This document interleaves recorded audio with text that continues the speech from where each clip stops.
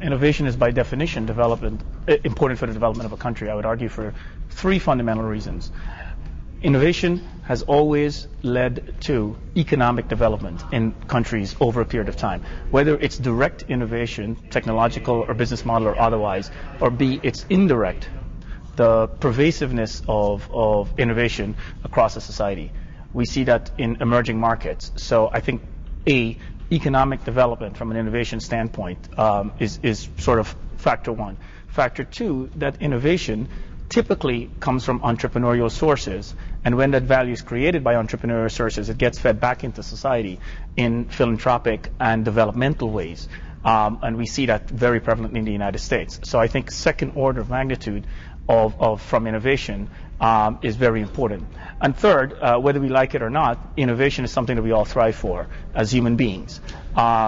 Change is inevitable, and so innovation typically drives change, and that in turn is championed both societally, economically, and otherwise. And so I think it's very important for the development of countries. And finally, we can see evidence of that in places like India, China today.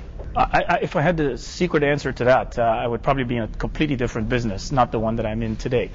I think that innovation is the common precept of trying to confine innovation to scientific endeavors or technological endeavors or regulatory disruptions, etc., is wrong. I think it ends up being a combination of all of those.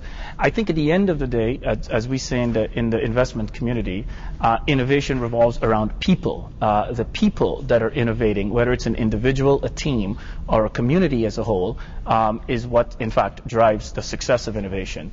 I do think, however, as an investor, that the identification of that innovation, the combination of an innovative business model and a combination of innovative financing for those innovations, so to speak, is also very important. And so I would argue it's a combination of capital, people, and opportunity that makes innovation successful. My main motivation is actually working backwards from the Bankinter Foundation's objective.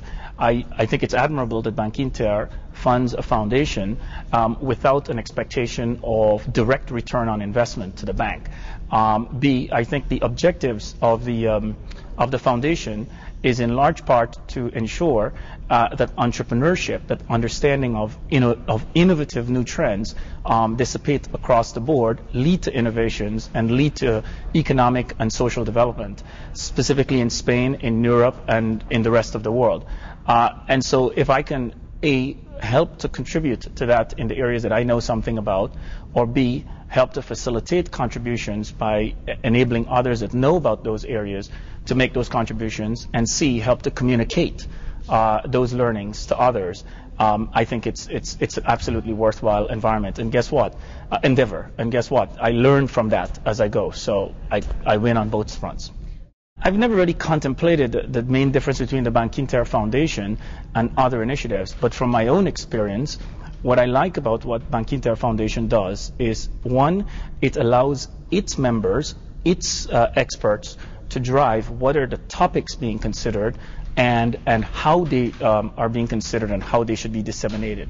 I think the second key distinguishing factor that I like about the FTF and the Bankinter Foundation is they examine focused topics and the applicability of those focused topics in focused areas geographically and over focused time frames, 5, 10, 15 years. It is not a short-term endeavor, and it typically revolves around experts. And so I believe that the net output from such an endeavor will be of higher quality. And for that reason, I am as supportive of and as enthusiastic about the foundation.